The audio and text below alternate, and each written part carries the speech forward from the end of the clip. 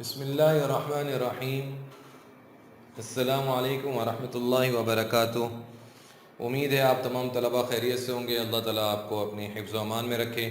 ہم ایک مرتبہ پھر اقرا حفاظ بوائز سیکنڈری اسکول کی جانب سے جماعت نہم دہم کی اسلامیات کی آن لائن کلاس میں آپ کو خوش آمدید کہتے ہیں۔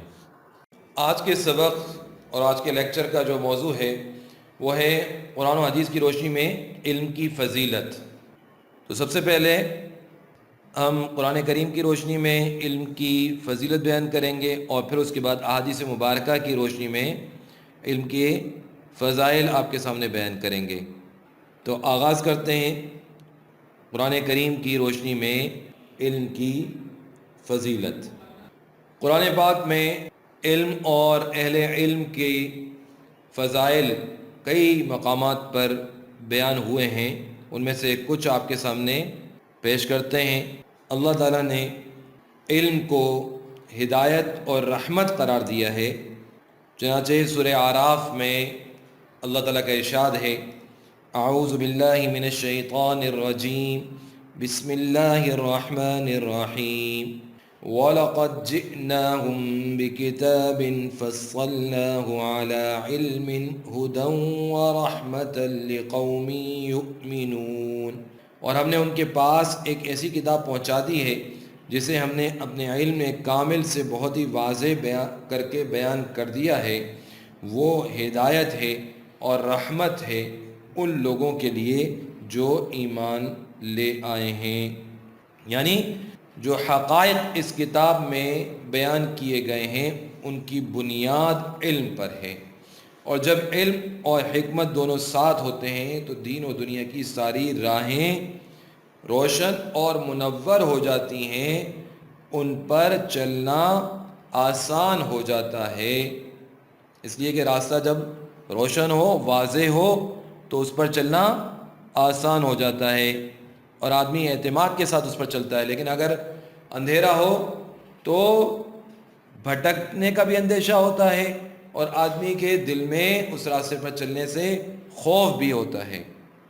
تو اسی لیے اللہ تعالیٰ نے علم کو ہدایت اور رحمت قرار دیا کہ یہ بہت بڑی رحمت ہے۔ اسی طرح اللہ تعالیٰ نے اس علم کو حکمت بھی قرار دیا ہے، جیسا کہ اللہ تعالیٰ کا ارشاد ہے، وَمَن يُؤْتَ الْحِكْمَةَ فَقَدْ أُوتِيَ خَيْرًا كَثِيرًا، اور جسے حکمت عطا ہوئی اسے خیر کثیر کا مالک بنا دیا گیا، کہ جب آدمی علم حاصل کرتا ہے تو اس کی ذہنی تربیت بھی ہوتی ہے اور اس طرح صاحب علم کو خیر و شر کی تمیز آ جاتی ہے، اور اسی صلاحیت کو اللہ تعالیٰ نے حکمت سے تعبیر کیا ہے، اور یہ کس وجہ سے آتی ہے؟ علم کی وجہ سے آتی ہے۔ تو جب یہ صلاحیت پیدا ہو جاتی ہے حکمت والی تو ایسا شخص خیر کثیر کا مالک بن جاتا ہے، اسے بہت سی خیریں اللہ تعالیٰ کی طرف سے عطا ہو جاتی ہیں۔ اسی طرح سے اللہ تعالیٰ نے علم کو نفس کی پاکیزگی کا ذریعہ بھی قرار دیا ہے، کہ جب علم و حکمت اکٹھے ہوتے ہیں تو انسان کا ضمیر آلودگیوں سے پاک ہونے لگتا ہے، اور یہی تزکیہ ہے۔ تزکیے کی یہ کیفیت علم کے ذریعے سے پیدا ہوتی ہے، اور تزکیہ انسان کی فلاح اور کامیابی کا ضامن ہے۔ اس لیے اللہ تعالیٰ نے ارشاد فرمایا، قد افلح من زکاہا، وہ آدمی کامیاب ہے جو اپنے نفس کا تزکیہ کر لے۔ اور یہ تزکیہ کہاں سے پیدا ہوا؟ علم سے پیدا ہوا، علم و حکمت سے پیدا ہوا۔ تو انسان کے اندر جب یہ تزکیے کی کیفیت پیدا ہو گئی تو وہ کامیاب ہے، اللہ تعالیٰ اس کی کامیابی کا اعلان فرما رہے ہیں۔ اسی طرح علم رفع درجات کا ذریعہ، یعنی درجات کی بلندی کا ذریعہ ہے۔ جب آدمی علم حاصل کرتا ہے تو اللہ تعالیٰ اس کے درجات بلند فرماتے ہیں، چنانچہ اللہ تعالیٰ ارشاد فرما رہے ہیں، یرفع اللہ الذین آمنوا منکم والذین اوتوا العلم درجات، تم میں سے جو لوگ ایمان لائے اور جنہیں علم دیا گیا اللہ تعالیٰ ان کے درجات بلند فرمائے گا. ایمان والوں کے اللہ تعالیٰ درجات بلند فرمائے گا اور اہل علم کے درجات بلند فرمائے جائیں گے. اللہ تعالیٰ ان کے درجات کو بلند فرمائے گا. تو یہ علم رفع درجات یعنی درجات کی بلندی کا بھی ذریعہ ہے. اسی طرح سے یہ بھی جان لیجئے کہ علم ہی ایک ایسا ذریعہ ہے جس سے بندے میں خدا شناسی پیدا ہوتی ہے، یعنی وہ خدا کو پہچانتا ہے، معرفت الہی پیدا ہوتی ہے. تو جب معرفت الہی پیدا ہوتی ہے اور وہ اللہ تعالیٰ کو پہچانتا ہے، اس کی طاقت اور قدرت اس کے سامنے آتی ہے، اس کی رحمت اس کے سامنے آتی ہے، تو اس میں تقویٰ پیدا ہوتا ہے، وہ تقویٰ اختیار کرتا ہے. اور یہ کس وجہ سے ہوتا ہے؟ یہ علم کی وجہ سے ہوتا ہے، یہ معرفت الہی کی وجہ سے ہوتا ہے. اور معرفت الہی علم کی وجہ سے آتی ہے. تو جب وہ تقویٰ اختیار کرتا ہے تو اللہ تعالیٰ ایسے حضرات کے بارے میں فرماتے ہیں جو اہل علم ہیں. کیا ارشاد فرمایا؟ انما یخشی اللہ من عبادہ العلماء، بے شک اللہ سے اس کے بندوں میں وہ ڈرتے ہیں جو علم والے ہیں، اہل علم ہیں، علماء ہیں، وہ ڈرتے ہیں. اس لیے کہ وہ اللہ تعالیٰ کو پہچانتے ہیں، جانتے ہیں، اس لیے ان کے دل میں اللہ کا خوف پیدا ہوتا ہے اور اسی کو تقویٰ کہا جاتا ہے. تو تقویٰ بھی علم کے ذریعے سے ہی حاصل ہوتا ہے. اب ہم آپ کے سامنے احادیث مبارکہ کی روشنی میں علم کی فضیلت بیان کرتے ہیں. سب سے پہلی بات تو یہ عرض کر دوں کہ فضائل بہت سارے ہیں، احادیث میں بہت ساری احادیث ہیں، ان میں سے کچھ آپ کے سامنے پیش کروں گا. رسول اللہ صلی اللہ علیہ وسلم نے علم حاصل کرنے پر بہت زیادہ زور دیا، اس کی بڑی ترغیب دی اور اس کے بہت سارے فضائل بیان فرمائے.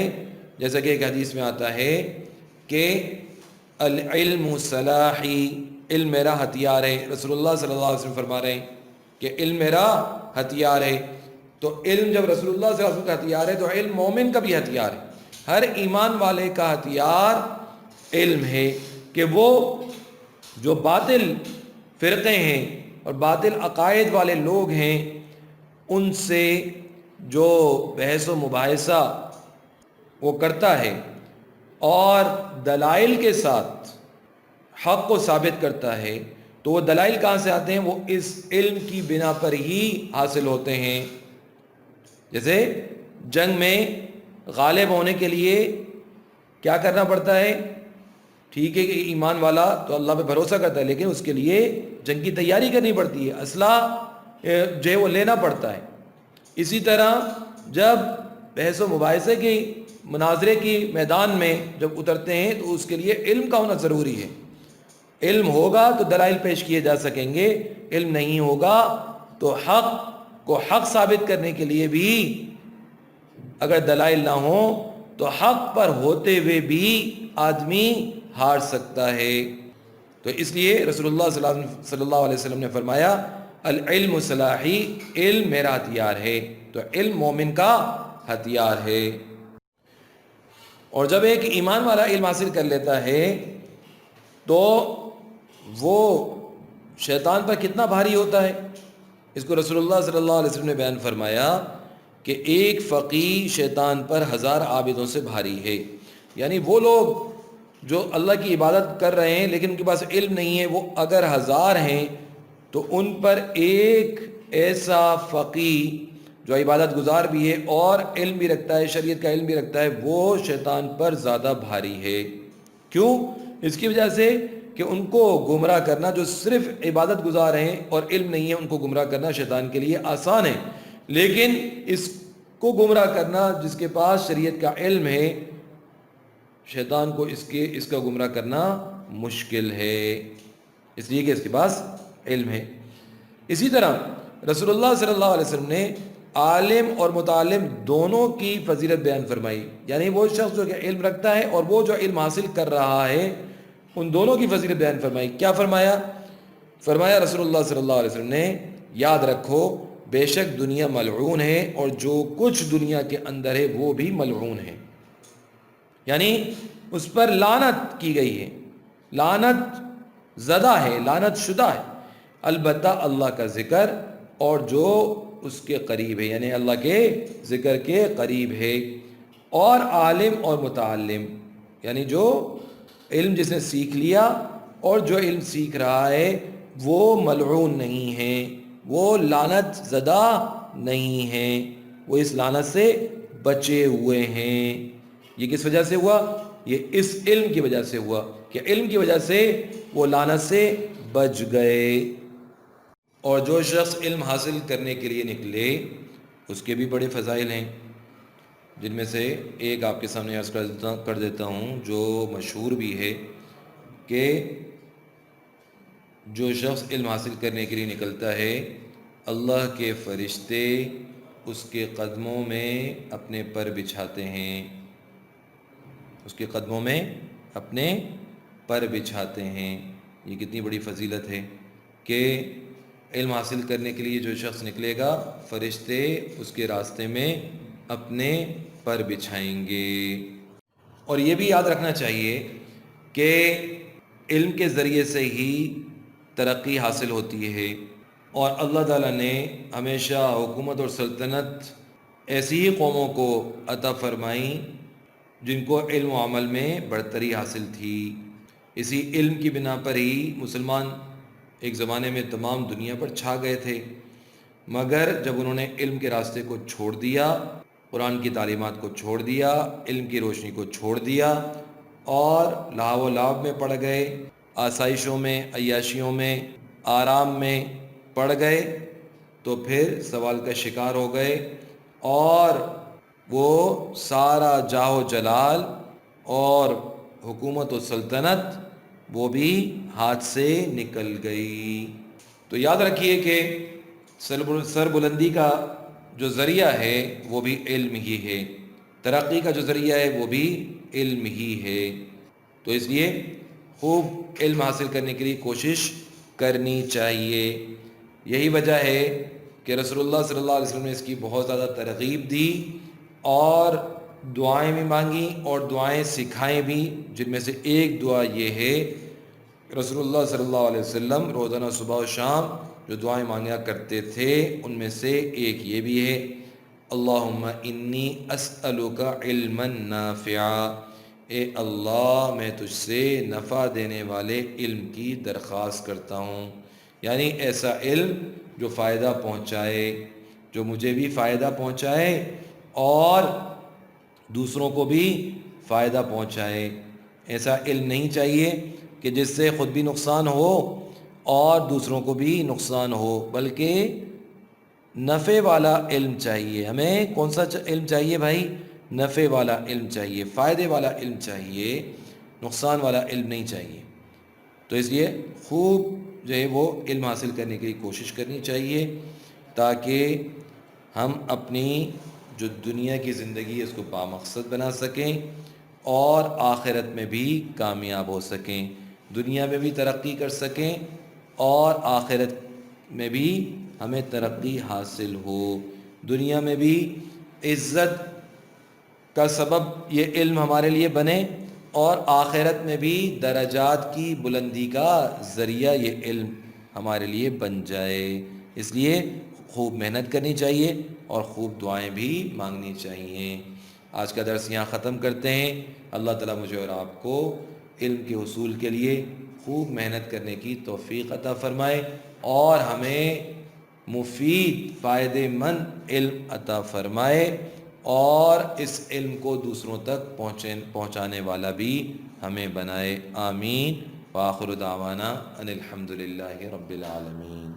السلام علیکم ورحمۃ اللہ وبرکاتہ۔